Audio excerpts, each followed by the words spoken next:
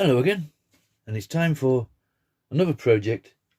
Today we're going to route out this Jack skeleton and his pet dog there, Zero, I believe. The idea, we're going to route out all the black section, everything you see on here that is black, right down to either side of his striped jacket there. Route all that out, roughly about 3mm in depth, and then we paint it all black, give it all nice sanding down, and hopefully it should look something like this. And then we'll come in with white paint and basically do the chest plate, the dog, the head itself, and the hands and so. And then we'll put a nice bit of linseed oil on, bit of varnish over the top, and then we will cut this one out as it is, so it's got a nice square shaped frame to it. Just straight to the wood, no actual frame on, just cut out nice and square. Originally I was going to cut it round as a shape, but we're going to go for just something a bit more simple and basic here today as regards to the frame, not the actual routing out. So as always for me, we've got our template sorted. I enlarge mine with an online site called Rasterbator. You just basically put in your image and you can go to any size you want, up to 1,000 sheets, and then I'll send it to my phone and then transfer it over to the printer, and it prints it off with little markers, and you can cut it off and stick it all together. That way you get something like that. That's 4 pages used to give me roughly, it's about 18 inches by 16 across. Once we're actually finished, it might be slightly bigger with the surrounding wood. So we've stuck it down with our painter's tape. We've got good old carbon paper underneath, nice fresh bit of paper. This one's a little bit worn, so pop that underneath. I'll get a biro pen and go around and literally just draw around it all. There is other methods out there, remember. You can do this in reverse image, turn it upside down, the opposite way, face down, shall I say. Rub the back once you put acetone on there, and all the way thinners, and I've seen people route over the top of that. I don't know how they do that, to be honest. I've tried it the once, never again. What a mess for me. So good old carbon paper and trace, put it on. It's all part of the process, all the way around. Remember, these lined ones, we're going to route out the lines, so literally on top of those, on these sides there, we've had to do lines down either side to give it our thickness. Once you've done that, we've got our lovely pattern on there now, and obviously you can use that one over and over again should you feel the need to. I personally only do one of each item, project should I say. So that's it, that's all on there nicely, and hopefully we can get something from that. I normally shade in the areas with pencil because I will be rubbing on this a lot. I was a bit concerned that the pencil might rub away, so I've gone for biro, just literally mark off. So all the blue shaded areas are the sections that we are going to remove, obviously leaving the dog and the skull and so. And also we will paint that and then paint the surround orange or red, just so it stands out nicely, and literally just do the webbing effect as one single stroke. As always for me, little CNC bits to get us started with. They come in different degrees. These are 20s today. I have some at 15s and 10s, and that's literally, excuse me, just the angle of the cut. To be honest, I can't really tell the lot between 20s and 15s, but you might just see that there. There we go, that angle there, so that's 20 degrees. We'll pop that in a adapter reducer collet. These have a 3.175mm shaft on them, or shank. They will fit a Dremel if you're using a Dremel router attachment, but for a 1/4 inch router you need basically what they call an adapter reducer collet, like so. Basically just a tube with 3 little slits in it. That just fits in there nice and snug. That has now got your 1/4 inch shaft on it, and that will fit in your 1/4 inch router. Routers come in 1/4 inch and 1/2 inch basically on the shank there. I've never seen a 1/2 inch one myself, I must admit. So obviously if you had a 1/2 inch router, you'll need a bigger adapter. So we pop that in there, we set it to about 3mm, and literally going to go and do all our line work. Because it's inset, we are moving the inside of the shaded area. I will literally go up to the line myself on that side, and up to the line on that side. Do not route out on the line itself, because by the time you go on that little section there, and if you're on the line, you'll find that middle section will just disappear. So you've got to be up to it the best you can. These ones here, obviously, will go straight on the lines for the webs, because that will just be one single stroke. And same round here, straight on the line for those, just one single stroke. But these larger sections, hopefully, when we've gone around the pinstriping, we can go either side of that and route up to the line. You'll see as we go along. Once we've done all the line work, we'll remove the CNC bit from there, pop on one of our little end milling bits. These are fantastic for clearing out with, and also they route out the side areas as also routing out the bottom. So you won't anything too big. I struggled to find them with these little plastic barriers on there. So they come without them, but they are exactly the same bit. And you literally just remove that, pop that into your adapter collet, up to that little barrier there if you have them on. Set it again at 3mm, and we will use that to remove whatever areas we can get into. A lot of tight little sections here, so a lot of this we might remove just with the CNC bit itself. But obviously we will need that somewhere along the process. And obviously when we route it all out, nice tidy up with our little Dremel with an engraving bit.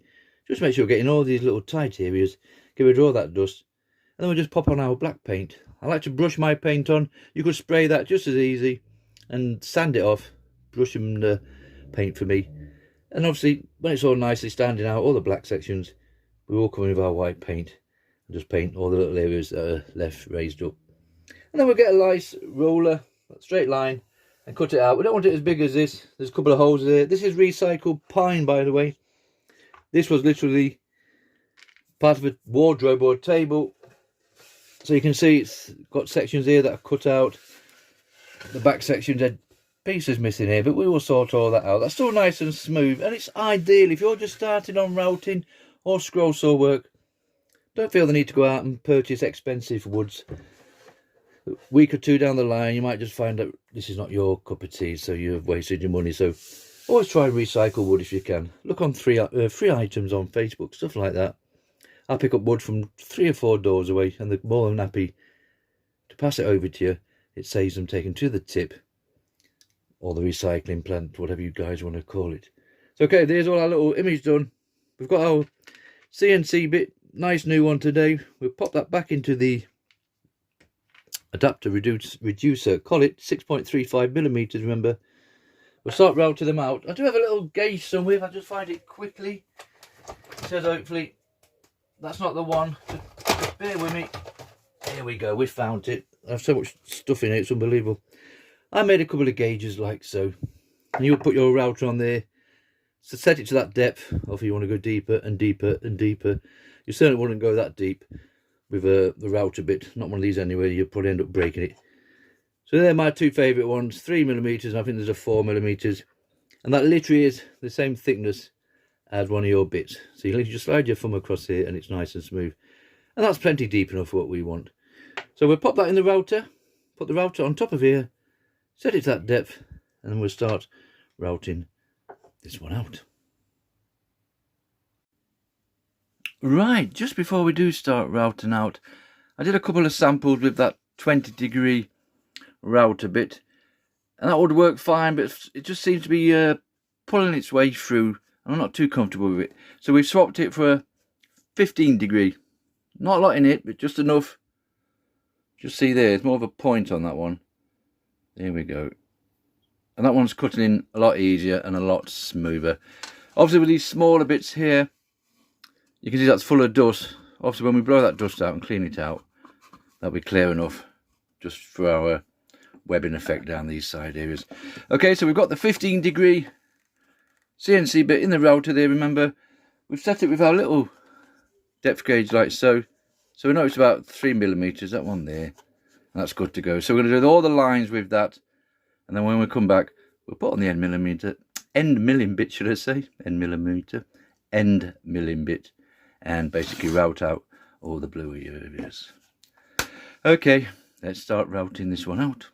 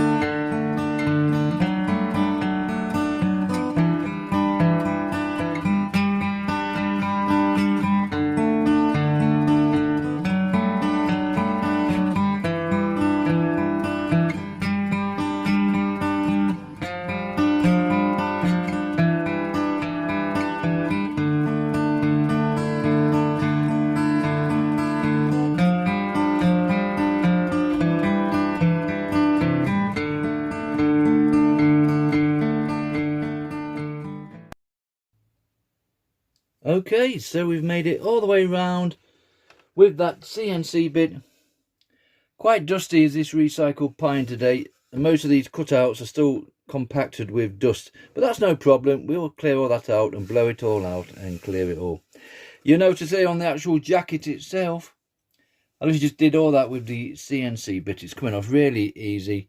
That was probably the hardest bit, trying to leave some pinstriping in the jacket. Remember, once we've painted all that background black and painted these white, hopefully that should stand out really nice. But you get the general idea from that.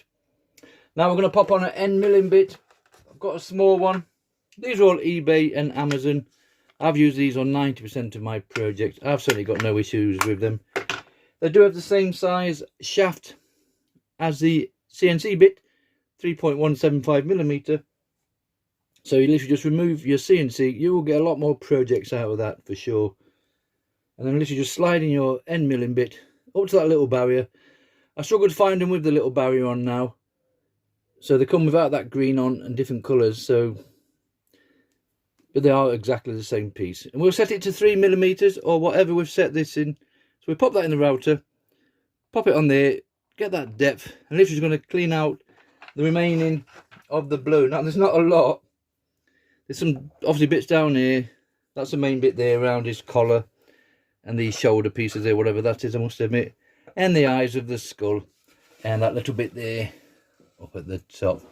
It'll look different again once we've cleared all this out. So we pop that in. Move all the blue sections that we've got left.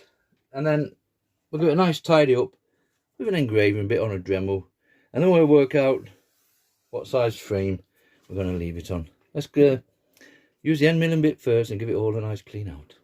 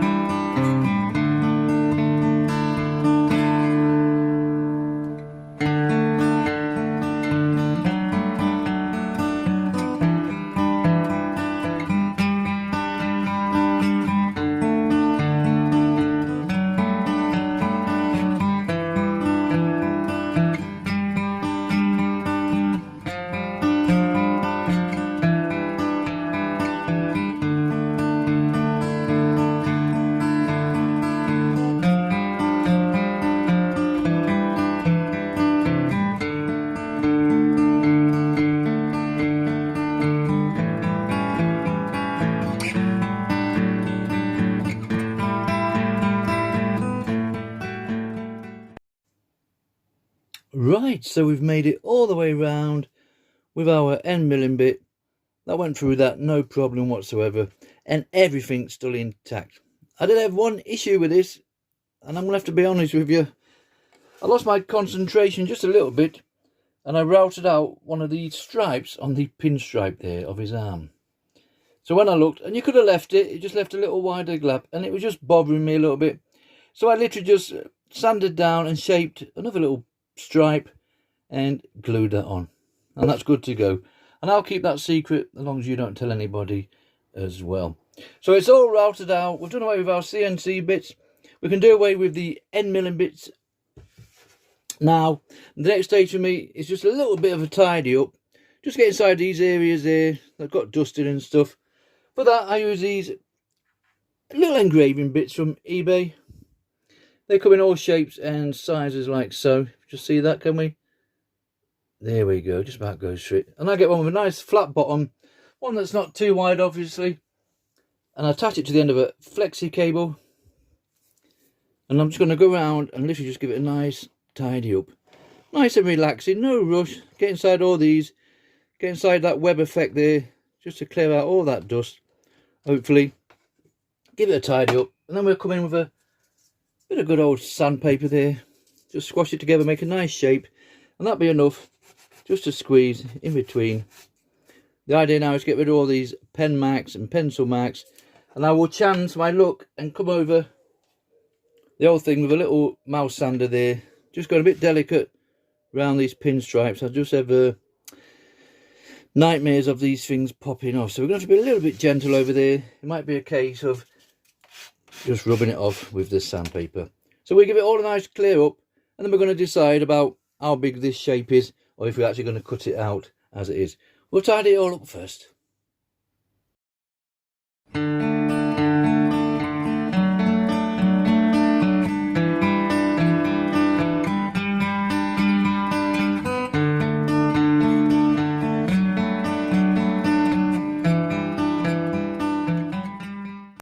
Okay, that's enough tidying up for me. We've gone over the old piece with a little engraving bit on a flexi cable there. That simply just attaches to the end of your Dremel. That's ideal for getting around there, just removing any loose bits we've got, and it just fit perfect inside the webbing effect there.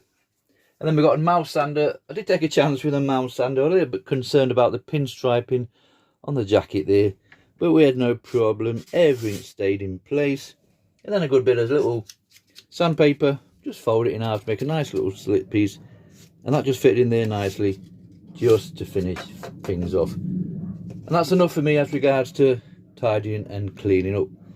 Now originally we were going to put a nice rectangle frame on here, as it is basically as you see it, cut it down and straighten the edges off, but it's not worked out nicely. I do like to balance my little projects out, so we started off with nice distancing on this corner, but as we've gone round it's all off. That's just where the template's been printed, far too much gap there, and we're nearly touching on this side over here. So you've guessed it, we're going to cut it out on a scroll saw. So I literally just got a free-handed pencil there and I went round, trying to keep the same gap all the way round, and we've curved it in where we need it. So we are going to cut it out completely. I do like to incorporate the router and the scroll saw, giving a nice scrouter project. Now blades for this quickly, I mentioned them on all my little videos. 3 types of blades. You got a pin blade, that comes on your more basic swords. They have a little pin and you just clip that at the top of your saw and at the bottom. You want the blade to feel smooth on the way down and rough on the way up, and have the blade facing towards you. That way you know you've got your blade the right way. For more detailed work, they do a pinless blade. These are on your more expensive saws. There's no pins on them at all, and they are just like needles. I don't even get that in there. They are just like needles. These are ideal if you're doing inner cuts. If you imagine we were going to cut out the centre of that pumpkin's eyes, there is actually a pumpkin in there, you might just see that. We're going to cut out his eyes and mouth. You drill a pilot hole with a drill, and you could pop that in there and cut that out, no problem whatsoever. Also with a spiral blade. But obviously if you've got pin blade saws, you're not going to fit that in there, because the pin will be in the way. For me personally, I like to use spiral blades. Spiral blades, the teeth actually spiral the full length of the blade like so. Might just get that. There we go. And they will cut in any direction. They're ideal for larger projects, because you can more or less just start there with your blade, and we can just feed that wood round like so. Whereas with your other blades, you're going to have to feed it all the way down, turn it, feed it, turn it, and a lot of turning and twisting. But there's some fantastic people out there. I just prefer spiral blades. A lot of folk just don't like them at all. But with my little drapper, I have to use these adapter clamps, and they just go at top and bottom, and basically giving you a pinned effect, and I just hook that on my saw. Same with these spirals though, smooth on the way down and rough on the way up. Right, we'll quickly just cut round this one, and then I'll give it a little sanding down, just to take off that rough edges, and then we'll be on to the painting side of things.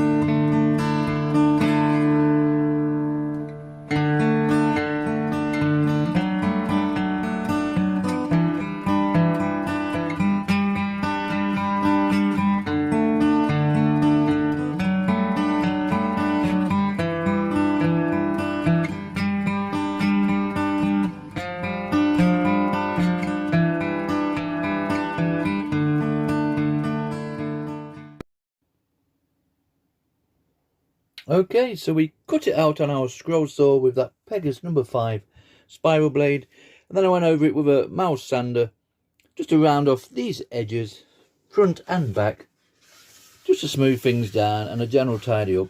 And then we just went around the mouse sander on the sides and a bit of sandpaper just to sort it all out. So that's it as regards to the tool wise for now.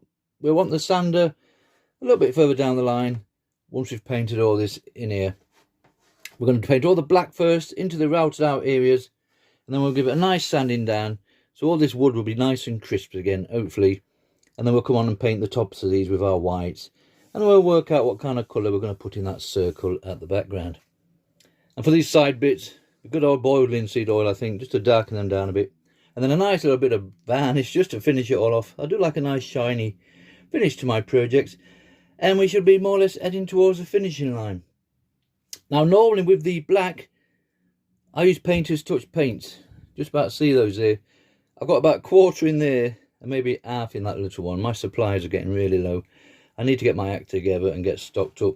So I would literally just paint that in there with a brush. Get a nice brush with a bit of stiffness to it, just so we can get inside those grooves there. We'll paint that all in there. Now yesterday I did find some black spray paint. I'll be honest with you, I've never sprayed on any of my projects to sand down. This will be the first time I'm going to use it, if I am. And I did a little sample just to see what it was like. And it just routed out my name, Shane obviously. That is routed out. And then I just sprayed it on and then sanded it down this morning with a little mouse sander. And that's come off fine. I wouldn't say it was perfect, but I've not treated it. There's no bleed, maybe a little bit. But I didn't put any varnish on first, or the wood sealer that you can purchase, which will seal all the end grains for you. So I'm tempted just to either spray this or put the paint on. Now, normally I would, like I say, spray this first with some varnish. Spray. Or those wood sealants where you brush it on, and when it dries up, it seals all the end grain. If you imagine your wood there, you can see all those lines. If they was just straws all lined up, and we've cut into those straws. So when you put your paint in there, it can bleed into those side sections. And when you sand it down, no matter how much, you can never get away that edge. Just won't be as crispy as it should be. So you need to seal your woods first. Some woods are worse than others. Fencing wood, pine. I don't have a lot of issues, to be honest, but I've not used a spray before. So do we take a chance on using the spray? I think we're going to go for it. We're going to spray this one today. I'll take one for the team. If it doesn't work out, I'll be back to my painter's brush, as always. And I'm not going to put any sealant on this. Do we chance that or not? No, I'm not going to put anything on it. We're just going to leave it as it is. Go straight in with our spray.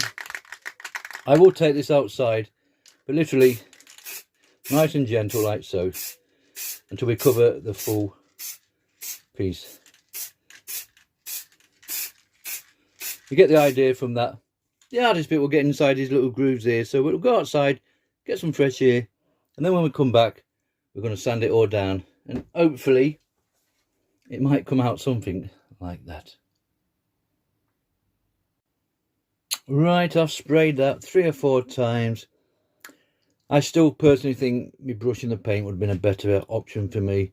But we'll see what it sands down like. The only issue I did have, I wish I'd masked the sides down, to be honest. So obviously I've got all those to spray as well. Or you could actually spray that black and then just leave the black sides all the way around. That's another little option. So we're going to try and sand it all off now, and hopefully it's not made too much of a mess. I'll start with a mouse sander, because I know when I originally sanded it down, I had no issues with these pinstripes in his little jacket there. If it's a slow process, I do have an orbital sander and I have a belt sander, but I think the belt sander might be a little bit aggressive. So it's just a simple slow case. I'll do so much, going off and have a nice coffee, and then come back and finish them. But we'll start it off now and see how we get on.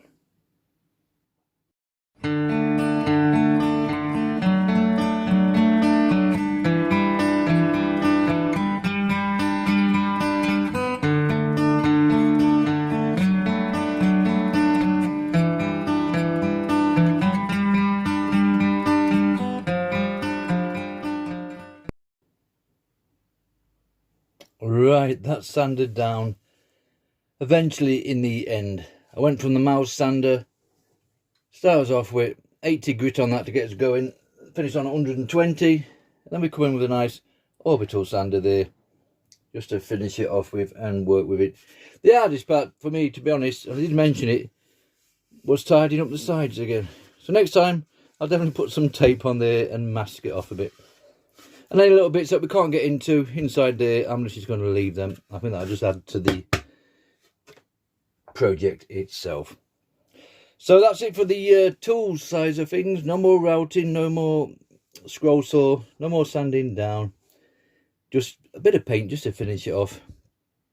Now basically, you could leave it like that if you wanted to. Bit of spray on there, bit of oil, and that could be your finished project. I'm just going to add a bit of white paint, just a little painter's touch. I will dilute it down just slightly, because we've got the face to do, all the neck area, and all those pinstripes in his jacket top, and the hands, and the dog itself. And there's a little pumpkin there on the end of the nose. You can just about make it out there. Let's not forget our little pumpkin there, look. There he is. We'll paint him orange. I think I'm going to do something with the centre of this as well. We'll see how the white goes on. And then we might just paint that middle bit and basically just leave the rest as it is. Now, as regards to the spraying and whatever, it's worked out fine. I was a bit concerned. I can't see a lot of bleeding, if any at all. You've got to get really close up. Yeah, I just can't. You might grumble about little speckles like that. I don't know if you can even see it there. There we go, little bits in there. Not even worth talking about. Remember, we're going to paint over the top of that. So no problem. The webbing side of things there was my main concern, and they've come out no problem whatsoever. Nothing wrong with them. So remember, we just sprayed black paint on. We didn't put any sealant on the wood. No varnish, no wood sealant, no conditioners or anything like that. And we just sanded it off. But it did seem hard work sanding it off at the time. So paint and brush or spray. A couple of options there for you. Right, we're going to find a nice little brush. Use our whites and oranges for now. And we'll start painting this one up.